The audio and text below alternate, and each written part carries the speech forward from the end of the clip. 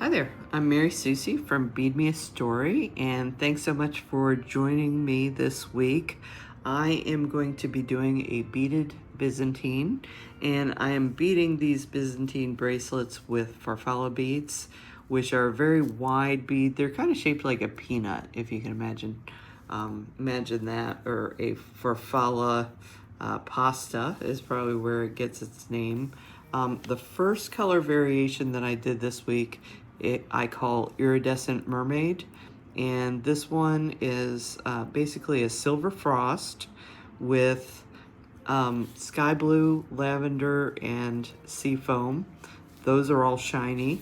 So we have a nice contrast of shiny and matte.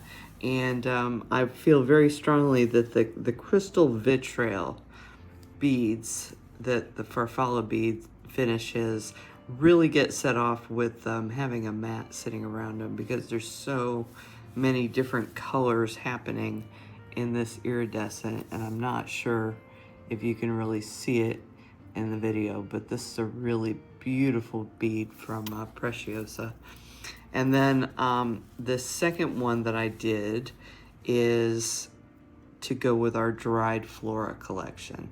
So this one is made mostly up of matte sea foam, which is a very light, soft, dusky color right now. It's really beautiful. But I also just got some new pink in, and it's a very like champagne, warm pink. So that's lovely. So we've got the light pink, the silver, and champagne happening in this. And then the color of these Farfalle beads, these Czech Farfalle beads, is called Slate. And these have a little bit of a marbly finish in them. They're really cool looking. And all these neutrals together are just really lovely. You just get this slightest hint of color. So, you know, back here you have this oceany feel with the mermaid, and here you get this very neutral, soft floral palette. So I hope you enjoy this project. These two are available as kits at beadmeastory.com, but I have also included a supply list, so if you'd like to make your own variation of this, you certainly can do so. And we have all the supplies also available at beadmeastory.com. So without further ado, let's go ahead and get started. Okay, so you can see that I have gone ahead and laid all the rings out ahead of time, and I've opened some and closed some. Now in your tutorial it just says open all the jump rings, and that's just fine. I wanted to do this to illustrate a couple of things. First of all, I wanted to be able to move more quickly so that this tutorial moves along, and pre-closing some rings and pre-opening just helps me to do that. And then secondly, I really wanted you to see too where the shinies and the mattes were sitting, and how this beginning section is going to be a little bit different. So when we start off, we're going to do one jump ring through the lobster clasp, and then we're going to close the jump ring.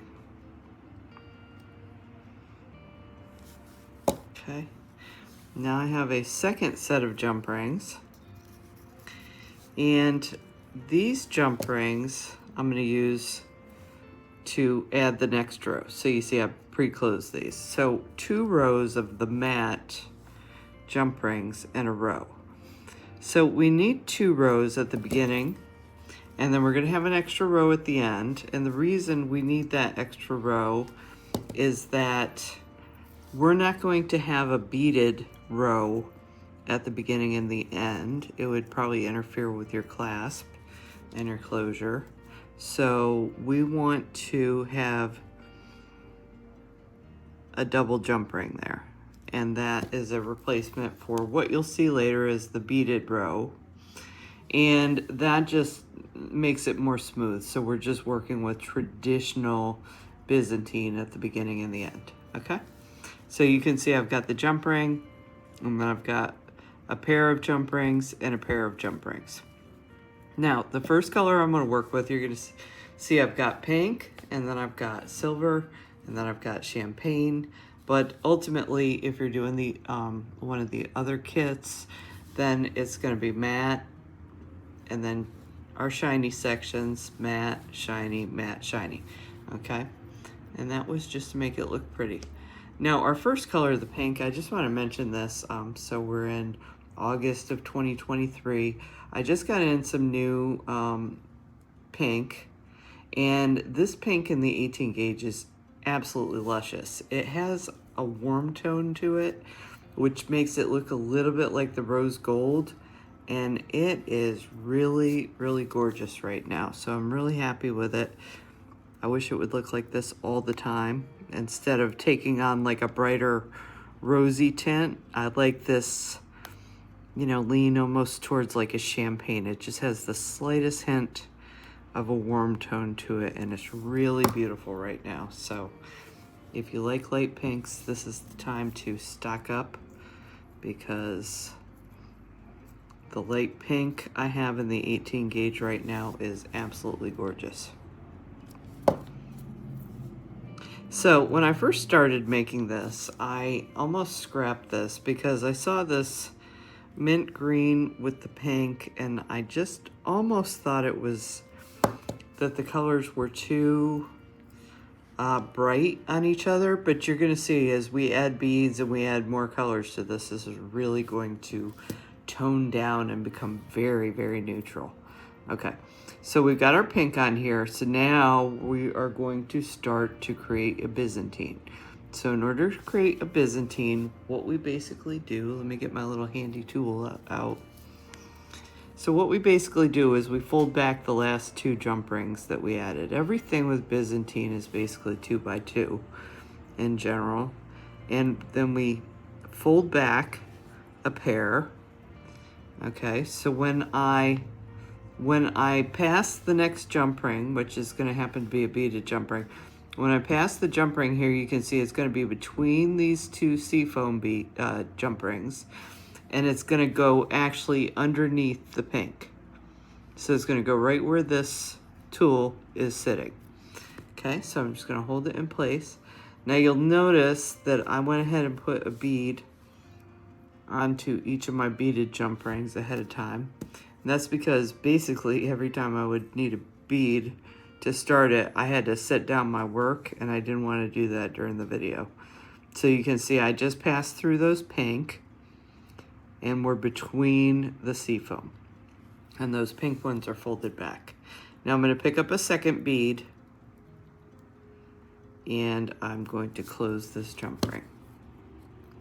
Okay, so this is not hard to add the beads. The beads are just really going in between the rows, and I'm adding these Farfalle beads, which give it a really organic effect, but also too, being that they are very wide beads, you can see it almost matches the height and the width of the Byzantine, so that it really fills in this space exceptionally well. Okay, so you can see our first Byzantine unit here, and then our first beaded section. Okay, so now if these are open, we're going to add 2 pink, and then we'll add the 2 seafoam. But since I went ahead and pre-closed my seafoam, I'm going to go ahead and start adding the pink. So when I pass this pink, I'm going to pass it between the beads, so you can see that I separated those 2 beads. And I'll go ahead and pick up these 2 pre-closed seafoam jump rings. Again, you don't have to do it that way. I could add the 2 pink jump rings first and then the 2 seafoam. That's not a problem. Just helps me to move a little bit faster through the video, so you can see all the steps, because I wanted you to see me go through all the colors. Okay, so my second pink, you can see I'm passing between the beads, and then I'm going to pass up through the 2 pre-closed seafoam rings. Okay.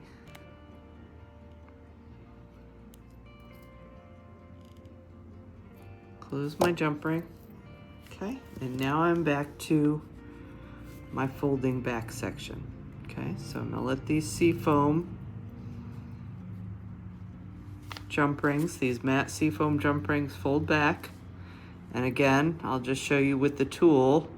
Now on this row, I'm passing between the two pink, and I'm going to pass underneath the seafoam green. And that is how I made the color, the matte and the shiny mirror themselves on either side. Okay, so I'm going to pass my beaded jump ring through here. I'm going to pick up another bead.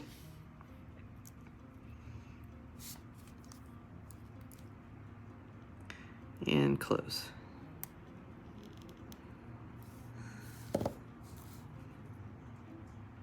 Okay. And that is the end of the pink for now. So you can see how the pink mirrors itself on this side and this side. Okay. Now I'm going to start my next row. Now when we start the next row, we're going to still be using the matte seafoam. We're going to use that all the time. But now I'm going to be using it with silver. So once again, I'm going to pass between the two beads. I'm going to pick up my pre-closed silver. Or I can just add 2 seafoam between the beads and then add 2 silver. Whatever way is easiest for you.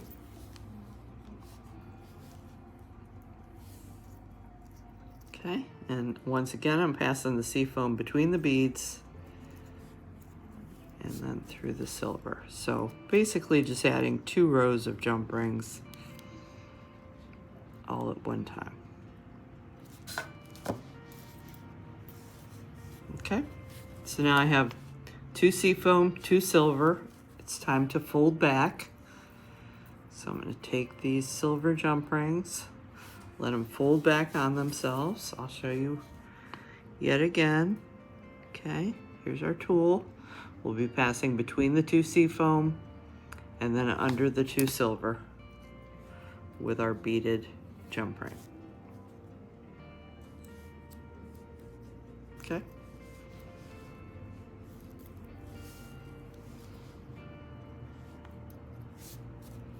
I picked up my second Farfalle bead and I'm going to close this jump ring. So in this kit, the matte champagne does contrast from the seafoam. It's different color.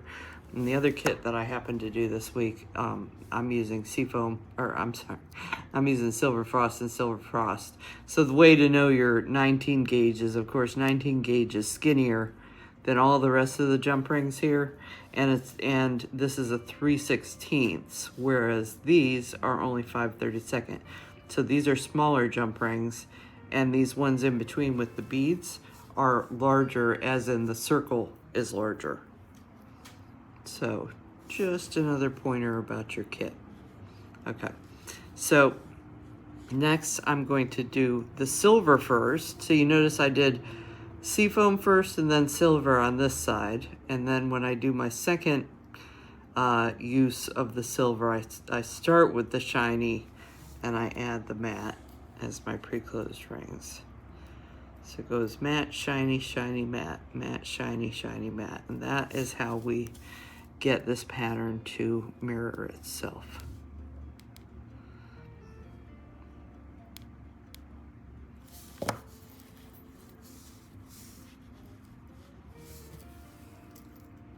Okay, just passing between the bead, passing through my 2 pre-closed rings. So I'm adding 2 rows at a time.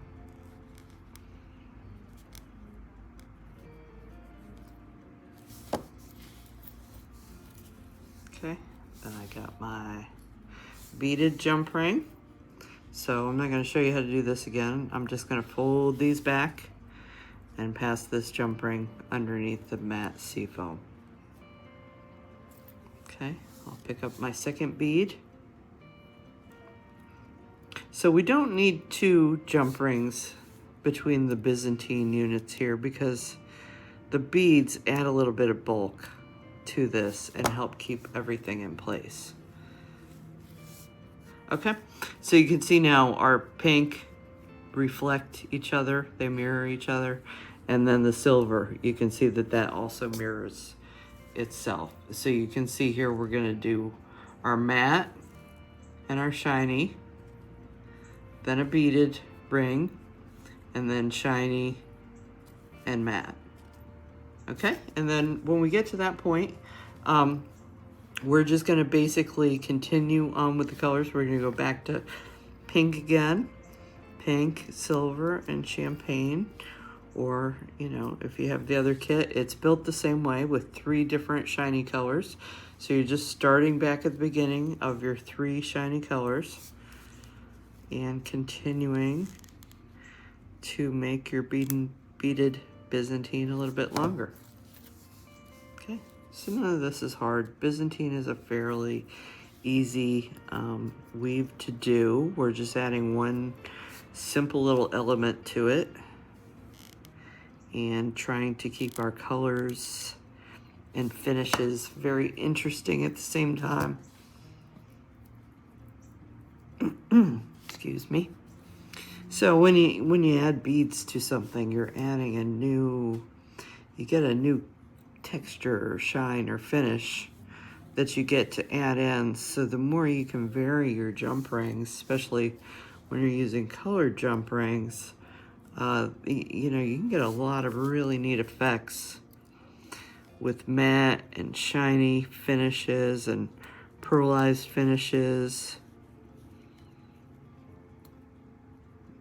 You know, we've got silver lines and metallics and all sorts of things happening with the beads that you can use. And then, you know, I definitely encourage you to try and use a variety of jump ring finishes too. Because these are anodized aluminum, they'll be pretty safe to use with copper jump rings or brass or bronze or steel. So you can mix that up too. The only word of caution I would give you about using other mediums like that is just be cognizant of the weight. You know, be careful that the weight gets distributed evenly, because steel or copper or any of the other metals are going to weigh a lot more than aluminum. But Byzantine is nice because you can probably evenly distribute everything that you're using throughout the piece, and you know, that'll work really well for you. Okay, so we've reached the end here. I do want to put this last beaded one on just so you can see that the champagne is going to mirror itself as well.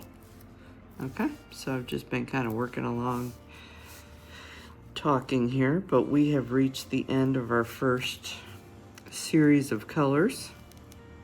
And you're just basically going to repeat everything I just did. The only thing you don't have to worry about is that extra pair of matte seafoam at the beginning. We're going to go right into doing a matte seafoam and a shiny pink next. That would be your next row.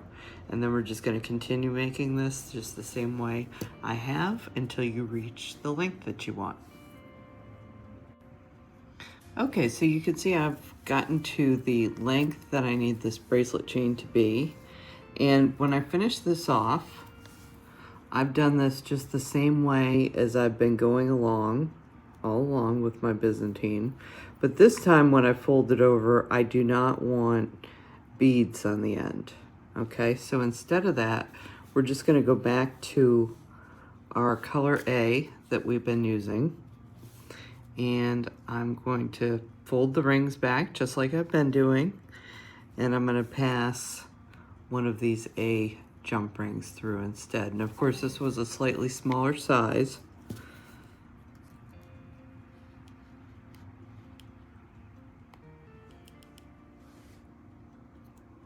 Okay, and so that's one.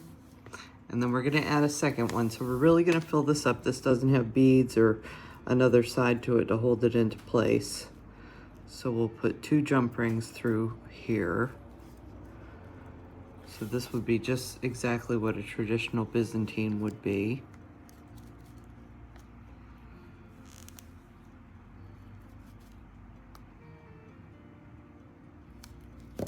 Okay. And then we can go ahead and just add one last jump ring.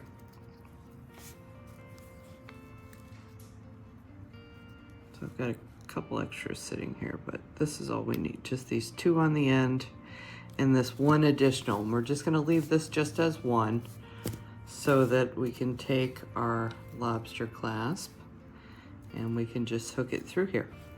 Okay, so you can add some extras if you want to. I have a couple extra. If I wanted to extend this and you know, make the size a little bit more forgiving, I could add extra links to that the lobster clasp could link onto. But that is basically all there is to finishing this up, and your bracelet is complete. So I hope you've enjoyed this project and learned lots about beading on Byzantine, and I will see you next time. Thanks so much for joining me.